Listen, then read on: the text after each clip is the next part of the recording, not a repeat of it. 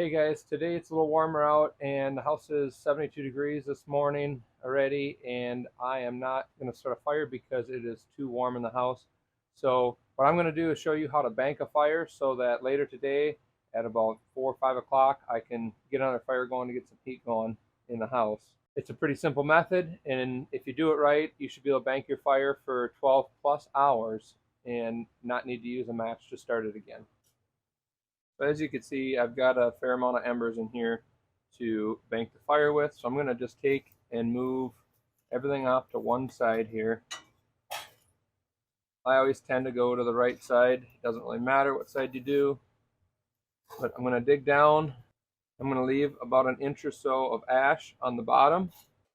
And then I'm going to just grab a good amount of embers and pile them up on top.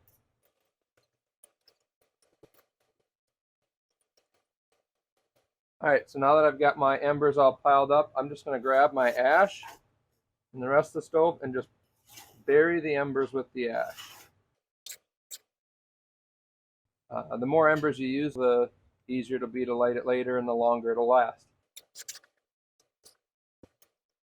Alright, now that I've got it banked, I'm going to go ahead and just shut my dampers and shut the door, and we'll let it sit, and I'll come back here later tonight and start my fire up with the embers that are left in the ashes. I'll just simply uncover everything I did and shake out the ash and pull the embers forward and get my fire going.